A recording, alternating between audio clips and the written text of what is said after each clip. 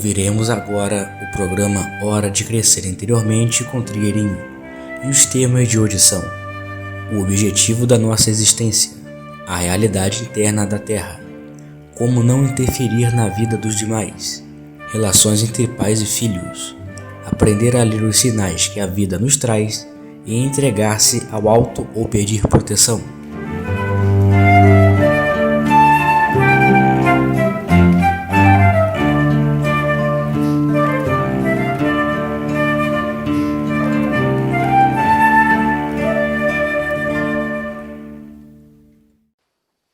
Uma pessoa sonhou que tinha uma casa nova, mas os móveis não tinham sido comprados por ela. Tinham sido trazidos por diferentes pessoas que não eram suas conhecidas. Então, uma casa nova quer dizer uma nova etapa da vida. E aquela nova etapa da vida vai ser composta de todo o bem que a gente fez. Então, todo o bem que se fez vai retornando. E nós não conhecemos mais as pessoas porque são coisas muito antigas. Então, este bem é trazido de volta de diferentes pontos que nós nem nos lembramos mais. Quando se faz o bem incondicionalmente, o bem vem de diferentes pontos. Quando se age incondicionalmente, se está agindo para o universo. E vem do universo o karma favorável. E outra pessoa está sonhando seguidamente com dentes. Os dentes sempre em dificuldades. Os dentes são ligados ao uso da palavra. Então, nos sonhos, quando eles aparecem, está nos chamando a atenção para o uso da palavra. Segundo o que surge no sonho, a gente pode ver o que deve ser trabalhado nesse campo. Por exemplo, aqui, pessoa que fala demais, no sonho está com os dentes todos quebrados. As pessoas que falam coisas não muito puras, nos sonhos têm os dentes podres, e assim por diante. E esta pessoa tem experimentado isso tudo. Então está lhe mostrando que ela precisa cuidar da palavra. E uma pessoa teve um sonho que alguém lhe deveria devolver 6 chaves. Mas nunca ele podia lhe entregar todas as chaves. Então ele queria que ela recebesse 2 ou 3, mas ela queria todas. E este parecia não estar totalmente no plano físico, porque ela o via do joelho para baixo, mas não lhe via do joelho para cima. E as chaves também iam aparecendo aos poucos, como se tudo aquilo não estivesse no plano físico. Bem, aqui parece que o devedor kármico não está encarnado e a pessoa está. Então, este devedor que não está encarnado está tomando consciência daquilo que deve e de lá está querendo fazer a sua oferta. Mas não está conseguindo, porque a própria situação de desencarnado não lhe permite devolver certas coisas materiais que ele pode ter tirado. Então, seria preciso aqui que a pessoa fizesse um ato de perdão para todos que ela jamais encontrou, porque tem alguém desencarnado querendo lhe pagar alguma coisa e não está podendo, porque a situação é muito diferente entre um encarnado e um desencarnado. Então ela precisa fazer um ato geral de perdão, porque aí aquele que está desencarnado vai ficar mais em paz. Um ato geral de perdão, porque não se sabe de quem se trata. Um ato geral de perdão. Perdão por tudo e por todos. Uma pessoa pergunta que portais são esses aos quais nós nos referimos, porque sempre dizemos que temos que passar alguns portais. Isso são etapas do desenvolvimento da nossa consciência. Então, quando nós terminamos um ciclo de desenvolvimento, terminamos uma etapa. Então ali tem um portal, isto é, tem uma passagem de dimensão. Ali tem uma passagem de plano de consciência. É como se você subisse um degrau no trabalho da consciência. Aquilo é um portal, num sentido simbólico. Quando se diz que chegou um momento em que se abriram os portais, quer dizer, na ordem cósmica ou na ordem universal, se abriu a possibilidade de se entrar num novo ritmo, porque o planeta entrou numa outra etapa, o sistema solar entrou numa outra etapa. Então nós chamamos isto de portais.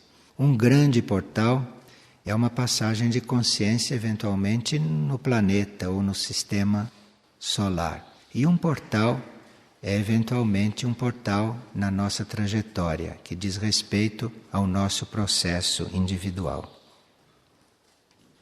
E como é que eu faço para descobrir o propósito da minha alma? E como eu faço para reconhecer o meu objetivo mais imediato, aquele que faz a alma crescer? Como encontrar isto? Isto precisa pedir luz, precisa pedir ao ser interno que indique isto claramente, que nos dê inspiração, que nos dê intuições, ou que nos apresente sinais muito claros a respeito disso. É preciso pedir luz interna, luz para dentro do ser. Existe uma lei que diz: quem bate lhe será aberto, quem pede lhe será dado. Esta lei se refere a isso. Esta lei não se refere a coisas materiais, não, porque as coisas materiais estão sujeitas à lei do karma. E isto é uma lei que está acima da lei do karma, e que diz: a quem pede será dado. É isto que é a lei. Então, se você pede luz, a luz virá, mas precisa realmente pedir.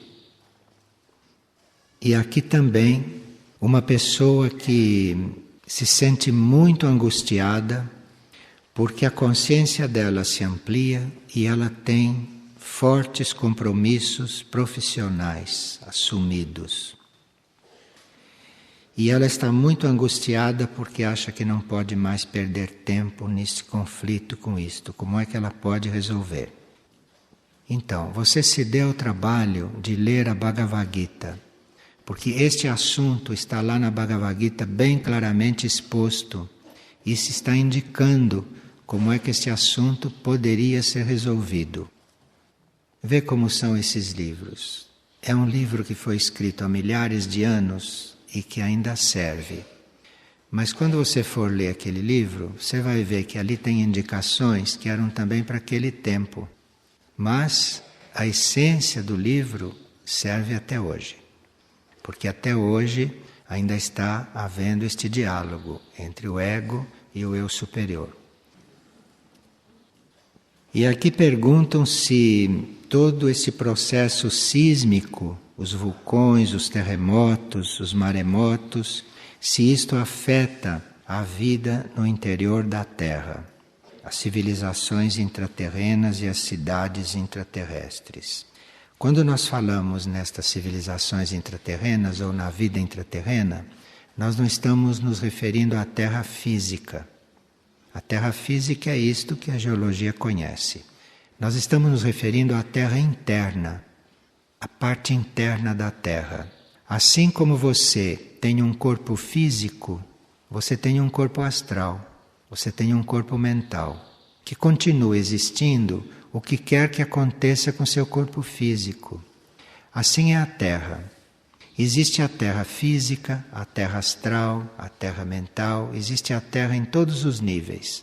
E o que aconteça na Terra física pode não interferir naquilo que está acontecendo na Terra em outros níveis. Nenhuma civilização dessas adiantadas da Terra está aqui no plano físico. Essas civilizações estão em outros planos. Então o que acontece no plano físico não vai alterar o ritmo dessas civilizações. Embora os planos se intercomuniquem, embora haja intercomunicação entre os planos, e um plano possa influenciar um outro, quando existe uma civilização num outro plano, ou quando existe algo num outro plano que tenha que ser resguardado, isto é resguardado, embora haja comunicação entre os planos e influência entre os planos.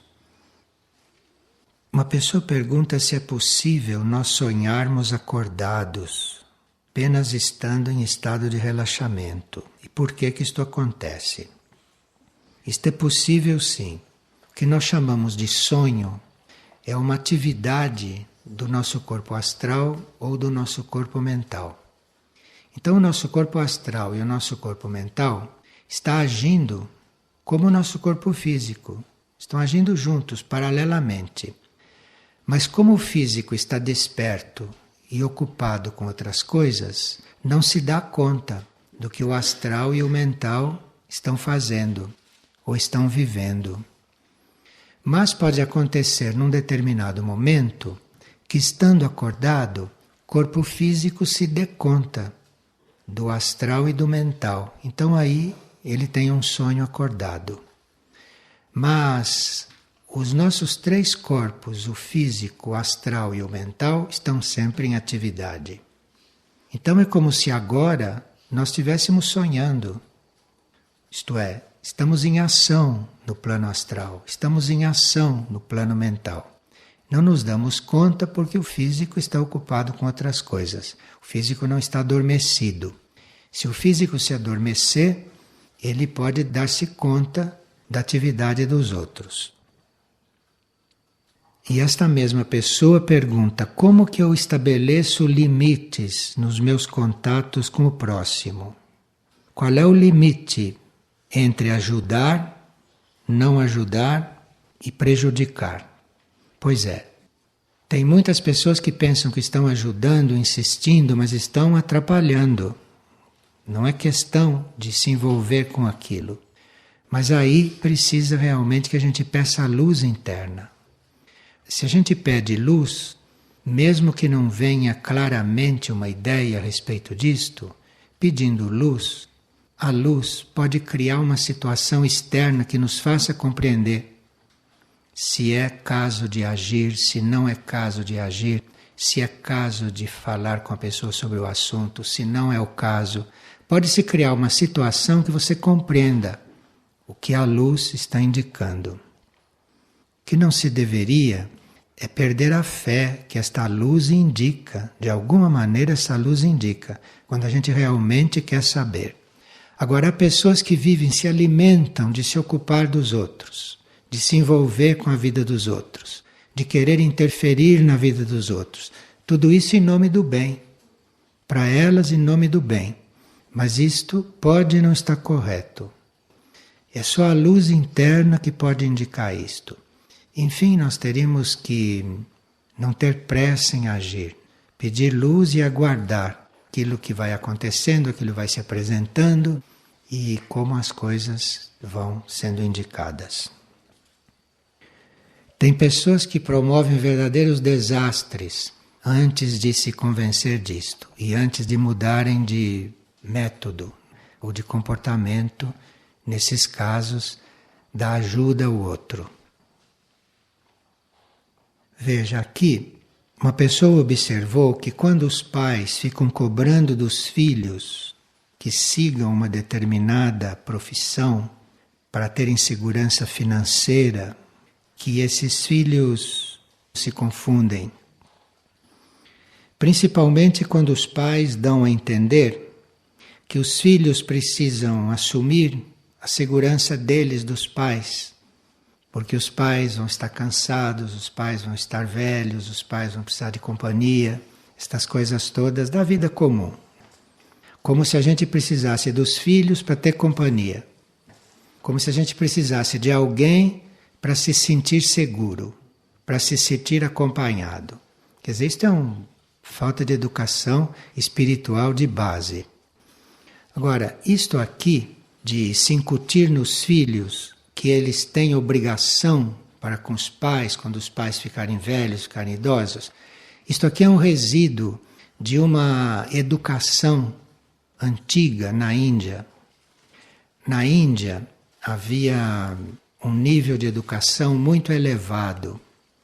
E desta educação elevada fazia parte o seguinte, que quando os pais chegavam numa certa idade, que eles se retiravam das atividades. e que os filhos assumiam a responsabilidade da casa e da família. Isto porque os pais poderiam se ocupar do próprio processo espiritual, ficariam liberados, livres desta parte kármica material da vida, dos apegos, dos envolvimentos emocionais com os filhos, com os netos, esta coisa toda da vida comum. Então, isto na Índia não existia, porque os pais chegavam a uma certa idade e se retiravam.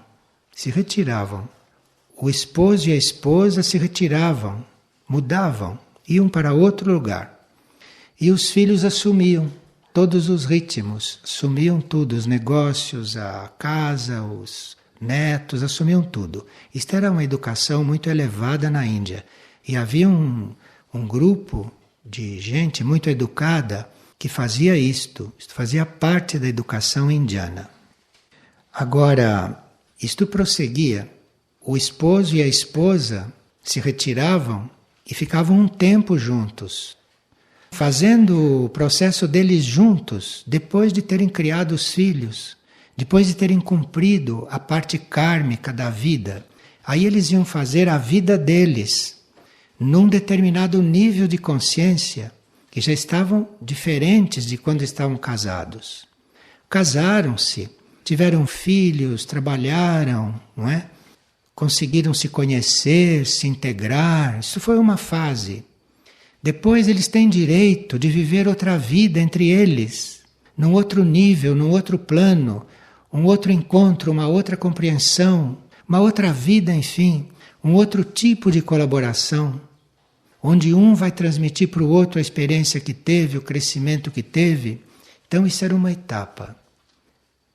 Depois de uns anos, depois de terem vivido isto, cada um ia para um lado. E aí não se viam mais, não se encontravam mais. Porque aí iriam encerrar aquela encarnação. Iam encerrar aquela encarnação, iam fazer as suas sínteses, ou iam viver o que tinham que viver, porém, não mais comprometidos um com o outro. Isto fazia, nos planos internos, que as pessoas, ao terminar uma encarnação, pudessem recomeçar a próxima em outras bases, com outros seres, criando outras coisas, dentro do plano evolutivo, e não amarrados por laços kármicos. Porque esses karmas, esses laços kármicos que passam de uma encarnação para outra, acabam sempre travando o desenvolvimento de um. Porque não estão em pontos iguais, estão em pontos diferentes. Bom, eu estou falando de um tipo de educação. Não é a educação aqui no Ocidente, não é da maioria isto. Mas isto existe. Então é bom que esta pessoa saiba disto, porque pode ser que este filho que está se rebelando a este tipo de educação ocidental, desta má educação ocidental, que ele esteja se sentindo confundido, porque ele pode ter tido encarnações na Índia. E ele pode saber como é que se fazem as coisas no âmbito familiar. Então pode ser que ele seja um hindu reencarnado. Então precisa que se observe essa criatura e que eventualmente se dê a ele um regime de exceção para que ele possa desenvolver as qualidades que nas encarnações passadas ele amadureceu e que ele não consegue se encaixar, ele não consegue se encontrar nesse sistema ocidental de estar em família. Então precisa atenção com estas coisas. Precisa atenção, e essas coisas são possíveis quando há amor. Então, se existe amor, se o filho é amado, deve haver espaço para ele ser diferente dos outros filhos, para ele seguir uma coisa diferente. Deve haver espaço para isso. Olha, quando o amor há espaço para qualquer coisa. Então precisa que isto seja visto com atenção. E aqui uma pessoa está com um assunto sutil. Na casa dela há um quintal grande e uma pequena horta e flores. A horta foi cuidada pelo pai, que faleceu há 4 anos.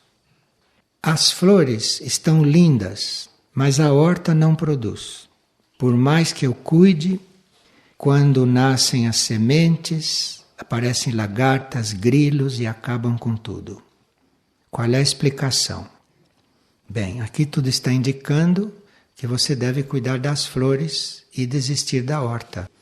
Você cuida das flores em glória a Deus, que isso vai preencher tudo, isto vai resolver tudo. Se você cuida das flores em glória a Deus, isto vai se resolver. E deixe lá a horta guardando quando você tiver um sinal, se chegar este sinal, que você deve cuidar dela.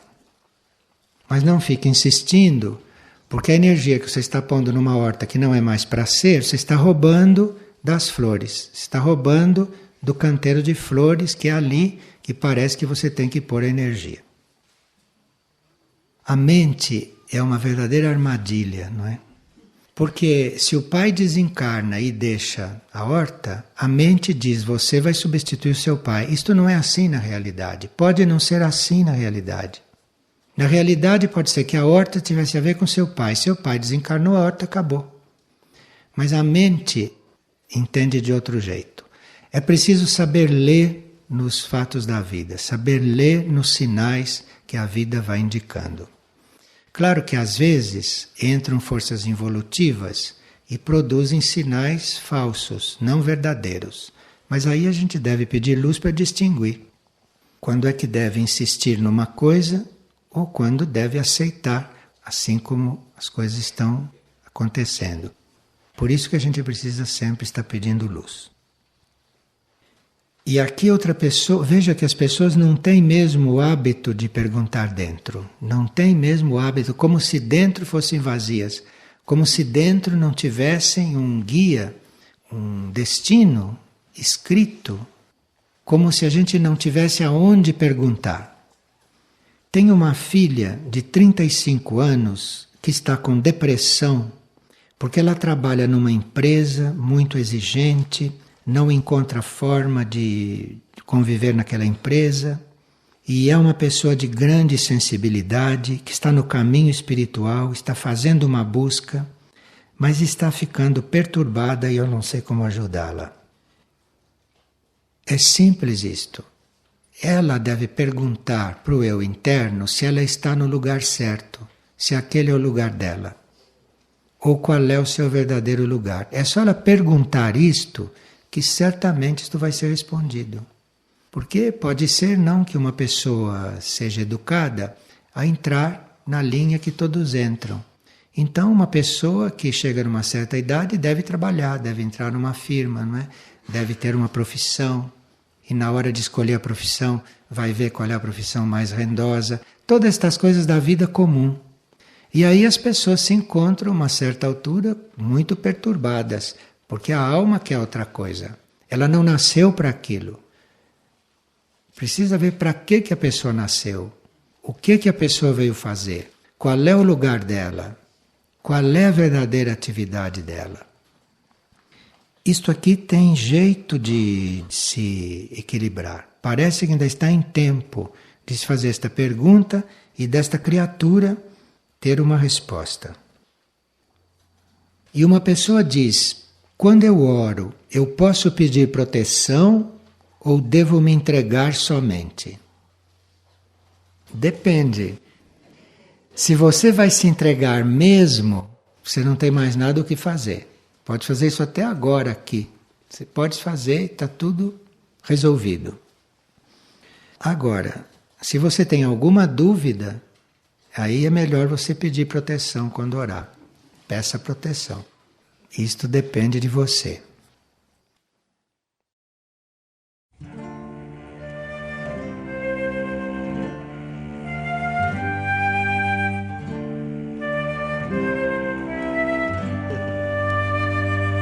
O programa Hora de Crescer Interiormente com Trigueirinho é apresentado todas as segundas e sextas, às 17h30. Todo acervo de palestras gravadas de Trigueirinho está disponível gratuitamente no site da editora Irdim, www.irdim.org.br. E para maiores informações sobre o autor, visite também o site www.irdim.org.br. trigueirinho.org.br. E em Nova Friburgo, informações no endereço Rua Ernesto Brasílio, 14, Sala 307, Edifício Central, Centro.